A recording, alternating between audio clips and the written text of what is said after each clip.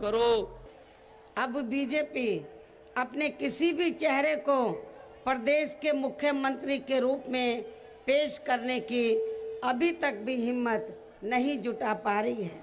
और वहीं दूसरी तरफ सपा के मुख्यमंत्री पद का चेहरा, जो अपनी सरकार में शुरू से ही यहाँ खासकर अपराध नियंत्रण व कानून व्यवस्था के मामले में जबरदस्त दागी चेहरा रहा है, जिसके साथ अब कांग्रेस पार्टी भी यहाँ गठबंधन करके ये चुनाव लड़ रही है। और अब ये कांग्रेस पार्टी अपने राजनीतिक स्वार्थ में अपने मूल सिद्धांतों व असूलों को भी ताक पर रखकर यहाँ बीजेपी के इशारों पर सरकार चलाने वाली खासकर अल्पसंख्यक समाज विरोधी ऐसी समाजवादी पार्टी के साथ गठबंधन करके ये चुनाव लड़ रही है, जिस पार्टी को यहाँ अराजक, आपराधिक, सांप्रदायिक, भ्रष्ट व जंगल राज आदि का खास प्रतीक माना जाता है। भाइयों बहनों, कुछ लोग कहते थे ये मोदी की सर्जिकल स्ट्राइक, ये तो चुनावी खेल है, नोटबंदी राजनीति है, न जाने कैसे कैसे आरोप लगाए थे। तीन महीने तक चुप नहीं रहे, जितने खेल खेलते थे, खेल सकते थे, खेलते रहे, लेकिन हिंदुस्तान के गरीब से गरीब मतदाता ने उनको धूल चाटने के लिए मजबूर कर दिया। भाई, क्या सरकार अमीरों के लिए होती है? जरा जवाब दीजिए, क्या सरकार अमीरों के लिए होती है? क्या सरकार धन्ना सेठों के लिए होती है? क्या सरकार बड़े बड़े लोगों के लिए होती है? क्या सरकार कुछ इन्हें गुने कुनबों के लिए होती है? भाइयों बहनों, सरकार गरीब के लिए होती है। तो अभी आपने सुना, मोदी मन की बात कर रहे हैं लेकिन काम की बात नहीं कर रहे हैं, ये कह रहे हैं अखिलेश यादव। अखिलेश ये भी कह रहे हैं कि कांग्रेस ने साइकिल को रफ्तार दी है, और मायावती कह रही हैं कि जंगल राज से मुक्ति चाहिए तो बीएसपी को चुनिए। उनके निशाने पर प्रधानमंत्री नरेंद्र मोदी और बीजेपी भी है। और मोदी एक बार फिर कह रहे हैं कि गरीब ने नोटबंदी के असर को सहा है, लेकिन देश की खुशहाली में बड़ा योगदान करेगा। गरीब अमीर, उन्होंने कहा क्या सरकारें क्या धन्ना सेठों के लिए हैं? किस किस तरह के आरोप लगाए? एक बार फिर मोदी गरीब और अमीर का कार्ड खेल रहे हैं। चलिए मैं वापस राजेंद्र जी के पास में जाऊंगा। राजेंद्र जी, हर भाषण में पिछले कुछ दिनों से हम देख रहे हैं मोदी साहब अमीर गरीब बहुत ज्यादा कर रहे हैं। ये कार्ड रणनीति का पार्ट हो सकता है? ये देखिए, एक रणनीति का ये इस तरह से आप कार्ड को देखिए कि जब 8 नवंबर को नोटबंदी की घोषणा हुई और उसके बाद में जो प्रतिक्रिया कांग्रेस और दूसरी पार्टियों की तरफ से आई, और दूसरे बुद्धिजीवी, तथाकथित बुद्धिजीवियों के दूसरी तरफ से आई, तो उसके अंदर ये कहा गया कि साहब ये सब कुछ किया गया है वो काले धन के लिए नहीं होकर के ये केवल पूंजीपतियों को लाभ दिलाने के लिए किया गया नोटबंदी के। उसको लेकर के नोटबंदी से ये पूरा माहौल ये बनाया गया देश के अंदर कि इससे गरीब आदमी को नुकसान हुआ है, वो लंबी लंबी कतारों में खड़ा है, कोई वहीं पर एक आध लोगों कैजुअलिटीज भी हुई है कई जगह पे, 30-35 लोगों की, इन सब चीजों। तो अब उसको इम्पैक्ट को खत्म करने के लिए और खास तौर से जो पश्चिमी उत्तर प्रदेश है, और खासतौर से उत्तर प्रदेश के अंदर काफी गरीबी वाली स्थिति बहुत ज्यादा इलाके के अंदर है, तो उस स्थिति को देखते हुए, क्योंकि खेती किसानी ज्यादा है वहां पर और गन्ने किसानों की प्रॉब्लम आती रहती है, दूसरी प्रॉब्लम आ रही है, और इन सब चीजों को देखते हुए अब प्रधानमंत्री जी इस मुद्दे को गरीब और अमीर के जो भेद को लेकर के उसको चल रहे हैं। आज उन्होंने एक भाषण के अंदर कहीं कहा है कि मेरे पास एक भी कार नहीं है और समाजवादियों के पास इतनी लग्जरी कारें हैं, इस तरह 200 लग्जरी कारों की कुछ इस तरह की बात की है। तो सारी चीजें एक इसी तरह का एक मैसेज देना चाहते हैं। वो सारी चीजें कहीं ना कहीं वो जो अपना पर्सनल जो उनका वो है व्यक्तित्व कि साहब मैंने मेरे परिवार के लिए कुछ नहीं किया, औरों के लिए नहीं किया, या मेरे आगे पीछे कोई नहीं है, उसको बनाने की कोशिश कर रहे हैं। लेकिन एक सवाल है यहाँ पे, क्या वास्तव में मोदी साहब जो कुछ कह रहे हैं कि पब्लिक के कितना गले उतर पाएगा ये? देखिए, एक बात मैं आपको बताऊं कि कोई चीज भी बार बार जब कही जाती है तो उसमें कहीं ना कहीं इम्पैक्ट पड़ता है, चाहे वो कम ही पड़े, नंबर 1। नंबर दो, मैं आपके एक पहले वाले अपने ब्रेकअप से पहले बात हुई थी, ब्रेक से पहले जो बात हो रही थी उसके अंदर आपने मुस्लिम वोटों को लेकर कुछ बात की थी। आप पार्टी को लेकर कहा था कि दिल्ली के अंदर आप पार्टी ने बिल्कुल मुस्लिम सारे वोट उनके पक्ष में चले गए थे। पर यूपी के अंदर आप देखेंगे कि यूपी के अंदर जो मुस्लिम मतदाता है उसकी परखी हुई पार्टियां कांग्रेस भी है, सपा भी है, बहुजन समाज पार्टी भी है। तीनों सत्ता के अंदर रह चुके हैं पिछले अलग अलग टाइम के अंदर, अलग अलग। हालांकि काफी लंबे टाइम से कांग्रेस सत्ता के बाहर है और अभी भी सत्ता से किसी के साथ मिलकर के यदि सत्ता में आने की संभावना होती तो साथ ही होगी। इसलिए क्योंकि दिल्ली के अंदर आप बिल्कुल एक नई पार्टी थी और लोगों को एक नई चीज देखने को, परखने का अवसर मिला था, इसलिए वो आपके पक्ष में सारे वोट चले गए। तो मैं नहीं समझता कि सारे वोट जो मुस्लिम वोट है वो सारे किसी एक पार्टी को, चाहे वो सपा कांग्रेस को जाते हैं या बीएसपी को जाते हैं, ऐसा लगभग नहीं हो पाएगा, मेरा ये मानना है। चलिए, एक रोचक बात और है कि ये चुनाव जब है, पहले से कहा गया था कि कोई भी मौलवी हो या धर्मगुरु हो, किसी भी राजनीतिक दल के लिए ना कोई फतवा जारी करेगा ना कोई कहेगा, वो चाहे किसी भी धर्मगुरु हो। लेकिन दिल्ली से जिस तरह से बीएसपी के समर्थन में फतवा जारी किया है, मुझे लगता है कि ये भी कोर्ट को कुछ इस तरह की नजीरें पेश करनी पड़ेंगी कि जैसे अभी किसी ने एग्जिट पोल प्रकाशित कर दिया, वो चाहे कैसा भी एग्जिट पोल हो, लेकिन इलेक्शन कमीशन ने तुरंत एक्शन लेकर के उन्हें हिरासत में लिया। तो कुछ ऐसी चीजें होनी चाहिए। वास्तव में अगर आप रूल्स एंड रेगुलेशन का अगर आपको फॉलो कराना है तो कुछ इस तरह की चीजों को देखना होगा कि क्या ये उचित है कि कोई किसी के पक्ष में भी कोई कहे या फिर अपील करे, खासकर कोई अगर संप्रदाय विशेष, अगर आप भावनाओं से अगर जुड़े हुए तो इंडिविजुअल, ऐसे तो सतपाल महाराज चुनाव भी लड़ रहे हैं, विधानसभा का चुनाव भी लड़ा उन्होंने। और हाँ जी, राजेंद्र जी कुछ कहना चाह रहे हैं आप? योगेंद्र जी, मैं यहाँ पर दो महत्वपूर्ण बातें कहना चाहता हूँ। मतदान हो चुका है, मतदान के प्रतिशत लगभग अपने सामने आ रहे हैं। हाँ। और उसको उस दृष्टि से देखिए कि 8-10 दिन पहले जो सुप्रीम कोर्ट उसने एक निर्णय दिया था, जो व्यक्ति मतदान नहीं कर रहा है, हाँ, उसको वॉइस भी सरकार से बिल्कुल सही है, बिल्कुल होना चाहिए। अब जब हम आज रिजल्ट देख रहे हैं कि 60%, मेरे ख्याल से 60-62% के आसपास यूपी में मतदान हुआ है, 65 से के लगभग आसपास में उत्तराखंड में मतदान हुआ। बिल्कुल, उत्तराखंड में 68% मतदान हुआ है। 70 मान लो, लेकिन हमारा मानना है कि ये भी बहुत बड़ा मतदान नहीं है ये। जब तक अगर हम चाहते हैं कि हमारा लोकतंत्र सशक्त हो तो हमको घर से बाहर निकलना पड़ेगा, पोलिंग बूथ पे जाना ही पड़ेगा, जब हम किसी के पक्ष में मतदान करें। बिल्कुल ठीक बात है। और सुप्रीम कोर्ट ने इसमें बहुत अच्छा ध्यान इंगित किया और जो हमारा चुनाव आयोग है वो भी लगातार प्रयास कर रहा है कि मतदाता जाए और इसी पूरी कोशिश की जा रही है कि किसी तरह का भय का वातावरण नहीं बने, सारी चीजें नहीं बने। फिर भी यदि मतदाता नहीं जा रहा तो बड़ी दुर्भाग्यपूर्ण स्थिति। बिल्कुल, हम भी अपील करते हैं कि आप अगर तीसरे, चौथे, पांचवें और छठे चरण के लिए अगर आप मतदाता है तो जरूर आप वोट डालिए। और बिल्कुल आपका मत है, ये आपको आपका हक दिलाता है, आपके लोकतंत्र की मजबूती के लिए आपका ये मत बहुत कारगर है और बहुत जरूरी है। आप अपने मत की ताकत को आप पहचानिए। और जरूरत इसी बात की है कि सुप्रीम कोर्ट हो चाहे इलेक्शन कमीशन हो, बार बार आपसे इसी और इंगित करते हैं कि लोकतंत्र के सबसे मजबूत कड़ी एक मतदाता है जो अपने मत का प्रयोग जरूर करे। चलिए, बीएसपी आपसे मैं जानना चाहता हूं, मायावती जी लगातार एक बात ही कह रही हैं, जंगल राज, उसके साथ में बीजेपी के लिए कह रहे हैं कि बीजेपी से सावधान रहिए। सावधान क्यों? बीजेपी तो लंबे समय से उत्तर प्रदेश में सरकार से भी गायब है, तो सावधान क्यों कर रहे हो? देखिए योगेंद्र जी, अभी इतनी चर्चा जिसमें हो रही है, वहां सिर्फ एक वोट को लेके चर्चा हो रही है। वो कितने परसेंट वोट होंगे? 28%, 30%। बाकी 70% तो हिंदू लोग होंगे जो बीजेपी के पक्ष में वोट डालेंगे। नहीं, अभी रुकिए साहब, आप ऐसे नहीं, ऐसे रुकिए भी, आप यही रुकिए आप। 70% लोग जो हिंदू हैं, तो क्या वो हम लोग हिंदू नहीं है क्या? क्या प्रमाण पत्र लेना पड़ेगा भारतीय जनता पार्टी से हमको कि हम हिंदुओं का मुसलमान है? देखिए, ये जितने भी रंग बदलेंगे ना, उतना नुकसान इस देश को भी होगा और इस पार्टी को भी होगा। इस देश को ये क्या बांटना चाहते हैं? जब प्रधानमंत्री जी भाषा बोल रहे हैं सबका साथ सबका विकास, किसका तो साथ चाहिए, किसके साथ विकास चाहिए इनको? देखिए, प्रधानमंत्री जी रोजाना नए नए भाषण लाके जनता को गुमराह कर रहे हैं। आज ये कह रहे हैं सपा के पास 200 गाड़ी है। प्रधानमंत्री जी आपके पास तो जितनी फौज है ना, उतनी फौज तो किसी के पास भी नहीं है।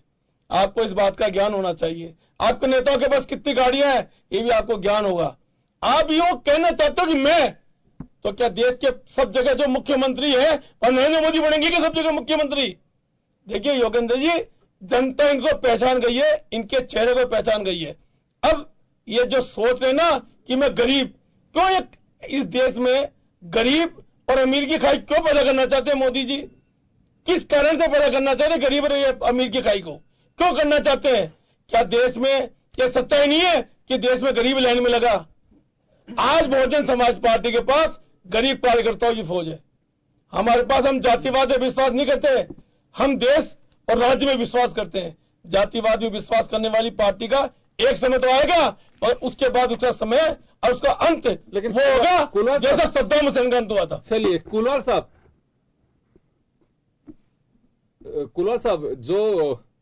जो बताया जा रहा है, मोदी साहब को आपने सुना था, नोटबंदी और सर्जिकल स्ट्राइक दोनों का उन्होंने जिक्र किया और आप लोग भी उसमें, मायावती जी लगातार नोटबंदी का विरोध भी कर रही थी। आज उन्होंने कोट भी किया इस बात को लेकर के कि 3 महीने तक इन लोगों ने अपनी जुबान बंद नहीं रखी, लगातार आरोप घेरने की कोशिश की जा रही। आज लेकिन थोड़ा सा लचीलापन था उनके भाषण में, वो जुल्म नहीं कह रहे थे। आज ये कह रहे थे कि हम पे ताने मारे जा रहे थे। थोड़ा सा मोदी साहब अपने भाषा को डाइवर्ट किया आज उन्होंने, आज जुल्म की जगह ये कहा। लेकिन एक बात और कही उन्होंने, आज महसूस कराया उन्होंने गरीबों को कि सरकार गरीबों के लिए होती है। उन्होंने कहा कि सरकारें केवल धन्ना सेठों के लिए नहीं होती हैं, गरीबों के लिए भी होती हैं। मोदी साहब ये बात कह रहे हैं, तो ये मुझे लगता है कि मोदी साहब के लिए हो सकता है कि सभा में नई बात तो, लेकिन गरीब तो सालों से बातें सुनते आ रहे हैं कि सरकारें गरीबों के लिए होते हैं। उनके मैनिफेस्टो में शुमार होते हैं गरीब, बेरोजगार, किसान, मजदूर। ये तो जैसे स्वर्ण अक्षरों के अंदर विटामिन की गोली हो, हर मैनिफेस्टो राजनीतिक दल के लिए है। तो गरीबी दूर क्यों नहीं हो पा रही है? नहीं, 70 साल से ये देश आजाद हुआ, जब से गरीबी उठाएंगे देश बचाएंगे। गरीबों के लिए हमेशा प्रोग्राम लाते हैं, किसानों के लिए हर बार प्रोग्राम लाते हैं। देश में हर राजनीतिक दल मैं योगेंद्र जी, मैं नहीं कह रहा कि हम नहीं लेके ये नहीं आए, हम ये नहीं बोले। सवाल है देश की जनता को कब तक इस बातों को लेकर गुमराह करते रहोगे? 70 साल में जिस गांव में पानी नहीं दे सके हम, तो अब आगे आपसे क्या उम्मीद की जाएगी आप पानी दोगे? आप झूठे वादे, झूठे आश्वासन।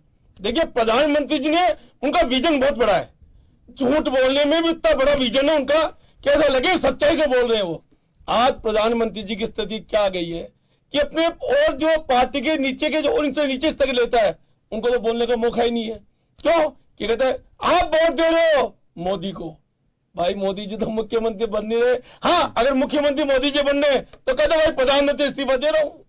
देखिए गुमराह मत करो, जनता को काम करके बता दो आप जी, तो जनता आपके साथ आ जाएगी। कुलवाल साहब, लेकिन देखिए हर मतदाता ये बात जानता है कि नरेंद्र मोदी इस्तीफा देकर के उत्तर प्रदेश के मुख्यमंत्री नहीं बन सकते। लेकिन अगर नुकसान भी होगा तो बीजेपी इस बात को मान के चल रही है कि मोदी के नाम पे वोट है। जैसे लक्ष्मीकांत पारिक है हमारे साथ में, इन्होंने कहा कि देखिए मोदी हमारे सबसे बड़े नेता है, उनके फेस पे हम चुनाव लड़ रहे हैं, तो नफा हो चाहे नुकसान हो, ये आप लोगों को अब जनता के बीच अपनी बात कहनी है। ये एक फेस को लेकर के चल रहे हैं कि हमारे नेता नरेंद्र मोदी हैं, तो इसमें बीजेपी को इसको स्वीकार करना। इन्होंने बिहार के चुनाव की हार को मोदी जी नहीं माना, हाँ। इनकी पार्टी के लोगों ने माना। दिल्ली का चुनाव हुआ, खुद मोदी जी ने नहीं माना, इनके पार्टी लोग खुद मोदी जी खड़ा किया, बोलते हाँ जो जनता ने मुझे जो वोट दिया है मैं जनता का सम्मान करता हूं। मोदी जी ने एक बार भी नहीं कहा है, एक बार भी कहा तो दिखा देना मुझे, कभी भी कहा हो तो। ये देखिए जीत हो तो मोदी की और हार हो पार्टी की। ये दोहरी नीति तो यहीं से चल रही है इनकी। नीति स्पष्ट करो, काम स्पष्ट करो, विचार स्पष्ट करो, देश को मत बांटो। वो सभी राजनीतिक दलों में, चाहे कोई राजनीतिक दल हो, जब एक प्रतिष्ठित राजनेता कैंपेन में जुड़ता, उसके फेस पे मतदान वोट मांगते हैं, और जब पार्टी हारती है तो या तो वहां का स्थानीय अध्यक्ष रिजाइन करता है कि मैं नैतिक जिम्मेदारी के नाते मैं इसका इस्तीफा देता हूं। जब पूछा जाता है कि आपके तो नेताजी थे लीडर, तो इसमें तो आप क्यों इस्तीफा दे रहे हैं, कि नहीं नैतिक जिम्मेदारी मेरी बनती है, वो थोड़े इस्तीफा देंगे। तो ये स्वामी भक्ति तो सारे राजनीतिक दलों में एक पुरुष विशेष या नेता विशेष के प्रति हम देखते आ रहे हैं। और बीजेपी कैंपेन में अब आगे नरेंद्र मोदी को ही लेकर के जा रही है, तो नफा हो चाहे नुकसान हो, कुछ भी हो, इस बात को स्वीकार करने के लिए बीजेपी तैयार भी है कि सरकार बनेगी नहीं बनेगी ये 11 मार्च को तय होगा। लेकिन फिलहाल तो बीजेपी ताल ठोक के कह रही है कि हमारे नेता नरेंद्र मोदी हैं और हम उन्हीं के दम पे चुनाव लड़ रहे हैं और वही हमारा एक चेहरा है। तो समाजवादी पार्टी, विनोद यादव साहब, मैं आपसे जानना चाहूंगा कि आगा एक दूसरे से के लिए क्या जा रहा है कि सावधान, मतदाता को अब रिझाने का एक नया तरीका ट्रेंड ढूंढा है राजनीतिक दलों ने कि आप सावधान रहिए। देखिए योगेंद्र जी, आप बिल्कुल सही कह रहे हैं, सावधान रखना बहुत जरूरी है। सावधान इसलिए रखा जा रहा है कि इस देश के अंदर जिस तरह से देश के प्रधानमंत्री जी आज जो बात बोल रहे हैं, उसमें आपको उन्होंने जो हमारे राष्ट्रीय नेताओं ने जो बात पहले कही थी, उस बात का जवाब आज उन्होंने दे दिया। हमने कहा कि सर्जिकल स्ट्राइक को आप राजनीतिक रूप नहीं देंगे, उन्होंने राजनीतिक रूप दे रहे हैं। हर मीटिंग के अंदर वो सर्जिकल स्ट्राइक की बात कर रहे हैं। उन्होंने कहा कि हम नोटबंदी को राजनीतिक रूप से नहीं कर रहे। सारे विपक्षी दल ये कह रहे थे कि उत्तर प्रदेश के चुनाव को लेके नोटबंदी का कार्य किया जा रहा है, जबकि इससे देश को कोई लाभ नहीं था। आपको याद दिलाना चाहूंगा, छोटा सा सवाल है विनोद जी, एक छोटा सा सवाल है हाँ। यहाँ पे। छोटा सवाल मेरा ये है, नोटबंदी को लेकर के अगर नरेंद्र मोदी ये बात कह रहे हैं कि 8 नवंबर को हमने नोटबंदी की, अगर वास्तव में देश परेशानी में खड़ा हुआ है तो उत्तर प्रदेश भी उसे अछूता नहीं है। अगर मोदी का एक कदम है कि आत्मघाती कदम उन्होंने उठाया है, चुनाव से ठीक पहले ये कदम उठाया, तो मोदी देखिए 2 चीजों को लेकर के विश्लेषक मानते हैं कि तो बजट जो था, आरोप चाहे को कुछ भी लगाए, बजट जो केंद्र सरकार का 1 फरवरी को आया, ये इलेक्शन ओरिएंटेड बजट नहीं कह सकते, इसमें कोई ऐसी अनाप शनाप ऐसी घोषणा नहीं थी। दूसरी बात, नोटबंदी का अगर नुकसान वास्तव में देश को हो रहा है, या फिर कहें कि अगर पब्लिक को इसकी तकलीफ हो रही है, आप लोग लगातार कह रहे हैं कितने लोग मरे हैं, तो मोदी को सबसे बड़ा खामियाजा उठाना चाहिए। या तो आप लोग फेल हैं कि आप लोग ये बता नहीं पा रहे हैं, जनता को उसकी तकलीफ का एहसास नहीं करा पा रहे हैं, या मोदी आपसे ज्यादा समझदार और आगे बढ़ रहे हैं कि वो अगर तकलीफ में भी है जनता तो भी बुला रहे हैं कि नहीं, तकलीफ विकास के लिए पाई आप लोगों ने, तो कहीं ना कहीं कमजोर तो आप लोग हैं इसमें। देखिए योगेंद्र जी, कहीं कमजोर नहीं है, पूरे देश की जनता इस चीज को जान चुकी है कि नोटबंदी से कोई फायदा नहीं हुआ सिवाय नुकसान के। मैं आपको जो बात कह रहा था, वो बात जो मेरी अधूरी रही, उसमें 13 मार्च को सारे खातों से आप कितना भी पैसा निकाल सकते हैं। 11 मार्च को रिजल्ट आएंगे, 13 मार्च को देश का प्रधानमंत्री ये कह रहे हैं कि अपने खातों से आपको पैसा निकालने की छूट है। इसका मतलब क्या है कि चुनाव जो चला 8 नवंबर को उन्होंने नोटबंदी की, और 13 जो मार्च है उसके बीच में यूपी का, उत्तराखंड का सारे चुनाव हो जाएंगे। अगर चुनाव मुद्दा नहीं होता तो 13 मार्च डेट नहीं आती, उसमें डेट उसमें पहले आ जाती। ये चुनावी मुद्दा था। लेकिन मैं माफी चाहूंगा यादव साहब, अगर यही डेट अगर पहले डिक्लेयर कर देते मोदी, तो ये नहीं लगता आपको कि उत्तर प्रदेश में मतदाता को रिझाने के लिए डेट को पहले दे दी? नहीं, बिल्कुल नहीं था, बिल्कुल नहीं, इस चीज में नहीं, क्योंकि ये व्यवस्था नहीं कर पा रहे थे इस चीज की। इन्होंने आनंद फानन के अंदर इस तरह की व्यवस्था की, और नोटबंदी को लेकर आए, सर्जिकल स्ट्राइक का इन्होंने प्रचार प्रसार किया, जो आज भी कर रहे हैं। और दुर्भाग्य की बात है कि आर्मी के ऊपर इसका गलत प्रभाव पड़ रहा है, उसको भी देश के प्रधानमंत्री नकार रहे हैं। और हर मीटिंग के अंदर, पब्लिक मीटिंग के अंदर वो ये कह रहे हैं कि सर्जिकल स्ट्राइक को इन्होंने मुद्दा बनाया। अरे आप तो हर मीटिंग में बोल रहे हो, मुद्दा बना कौन रहा है? देश के प्रधानमंत्री को सोचना चाहिए कि मैं कल रहूंगा या नहीं रहूंगा, पार्टियां आएगी चली जाएगी, देश की रक्षा करने का काम सेना करती है। और सेना का मनोबल अगर देश के प्रधानमंत्री इसी तरह से डाउन करेंगे तो ये दुर्भाग्य की बात होगी। प्रधानमंत्री के माध्यम से ऐसा किया जा रहा है, ये सबसे बड़ी देश के लिए हानिकारक बात है। दूसरा, सर्जिकल स्ट्राइक के बाद में नोटबंदी का जो मैं इश्यू बता रहा हूं, आप इसका असेसमेंट कीजिए। आज पूरे ये कहते हैं कि हमने पूरा पैसा, लगभग 10 लाख करोड़ के आसपास जो नोट छपने थे वो छप गए, लेकिन कोई पैसा नहीं निकाल पा रहा पूरा। आज भी उसको छूट नहीं है पूरा पैसा निकालने की। समय कम में एक बात जानना चाहूंगा मैं आपसे, सारे उम्मीदवारों ने ये चुनाव आयोग से, रिजर्व बैंक से आग्रह किया है कि चुनाव लड़ने के लिए जो चुनाव आयोग ने सीमा तय की है, उस सीमा तक हमें पैसा निकालने दिया जाए, लेकिन उसकी भी परमिशन नहीं मिल रही है। 13 मार्च के बाद में वो पैसा निकाल पाएंगे, क्योंकि बीजेपी के सारे नेताओं को नोटबंदी से पहले सारे पैसों की व्यवस्था कर दी थी, उनके पास सारा पैसा चला गया। और ये चाहते हैं कि उनके पास पैसा रहे, दूसरे आदमी के पास चुनाव लड़ने के लिए पैसा नहीं रहे, और उसकी कमी की वजह से वो अपना प्रचार प्रसार नहीं कर पाए, और उसकी वजह से वो चुनाव हार जाए। ये नरेंद्र मोदी का एक राजनीतिक स्टंट था, जिसके ऊपर जनता ने एक ऐसा जवाब दिया है कि वो छोटा सा सवाल मेरा कि आखिरी में मैं 30 सेकंड में आपसे चाहूंगा इसका जवाब, कि उस समय कम है, पारिक साहब के पास भी जाऊंगा। 67 सीट के लिए अगर हम बात करें तो आपका गठबंधन का क्या पक्ष है?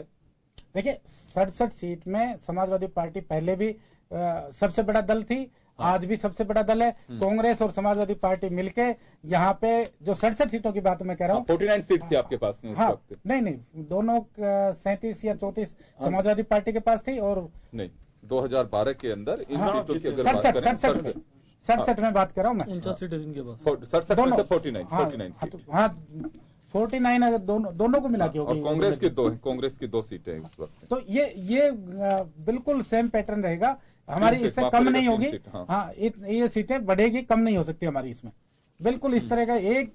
तो आधार क्या है कि कैसे बढ़ जाएंगी इसमें? देखिए, मैं बता रहा हूँ, वजह से बढ़ जाएंगी। हाँ बिल्कुल ऐसा। देश के प्रधानमंत्री ये कहते हैं कि आपने एक्सप्रेस हाईवे बना दिया, वो भी आधा अधूरा। जिस एक्सप्रेस हाईवे पे आज माननीय मुख्यमंत्री जी ने भी कहा है, जिसके ऊपर फाइटर प्लेन उतर रहे हो और फाइटर प्लेन उतर रहे हो, देश के अंदर पहली घटना है ये। अच्छा, तो ये विकास बोलेगा, विकास बोलता है, बिल्कुल विकास बोलेगा, इसी में विकास हाँ। बोलेगा।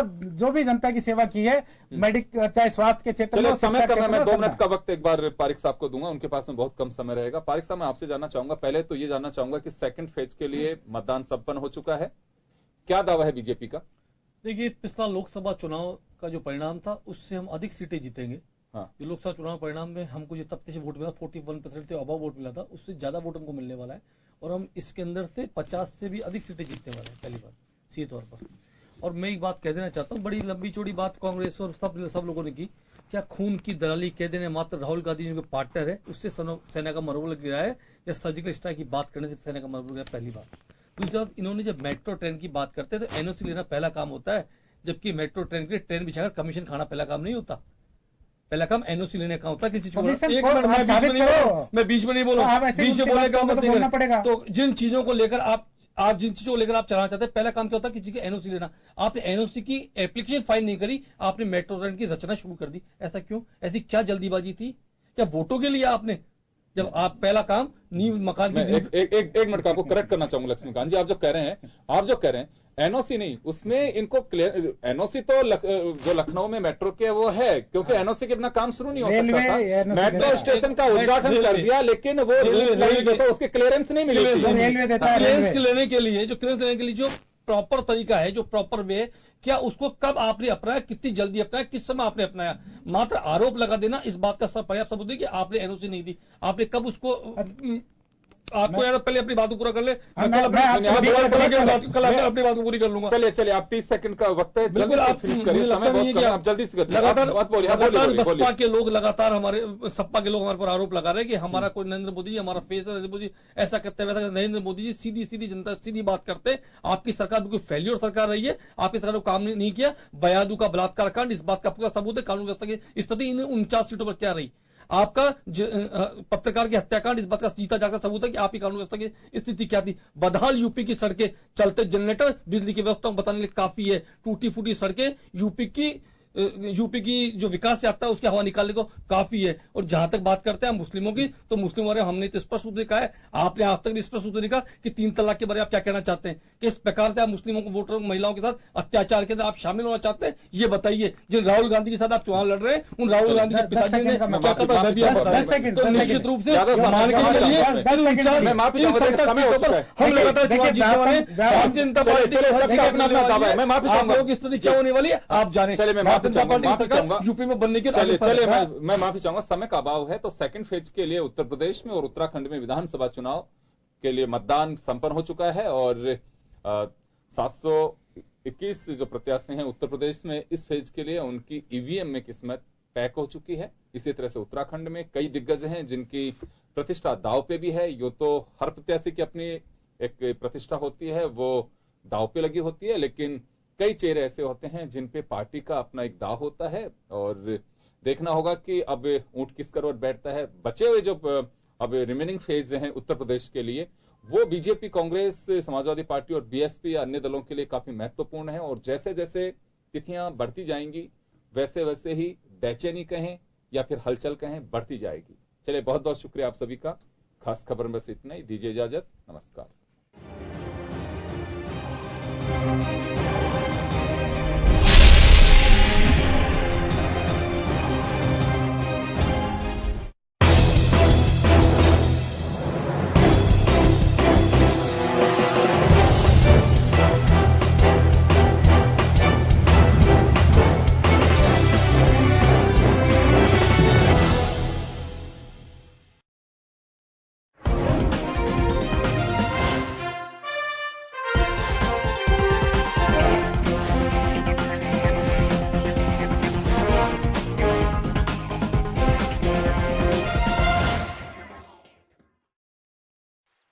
बच्चन जी। हाँ बोलिए बच्चा जी। आपकी एक फिल्म मर्द थी ना?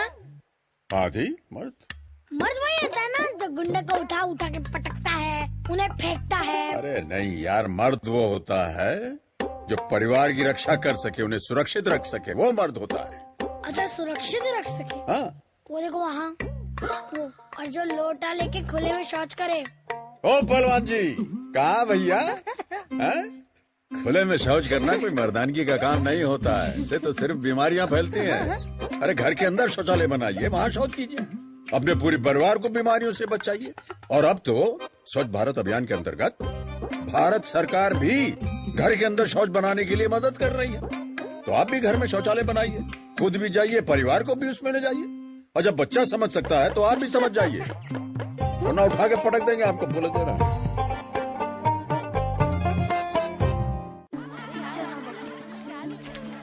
ओहो, इतना इंतजाम। कभी ना तो मेरी माँ को देखना, उनका तो हर काम ना सलीके से और स्टाइल से होता है। माँ ने समझाया कि अच्छे स्वास्थ्य के लिए जरूरी है उन दिनों में सही मासिक इंतजाम।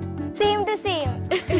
पहले मैं माँ की ना फैन थी, पर अब वो मेरी बेस्ट फ्रेंड है। और मैं बिटिया बड़ी हो रही है, इसे समस्या नहीं, एक सुखद अनुभव बनाए, स्वच्छ साधन अपनाए। बेटी हुई है बड़ी तो खुशियाँ क्यों ना बढ़े।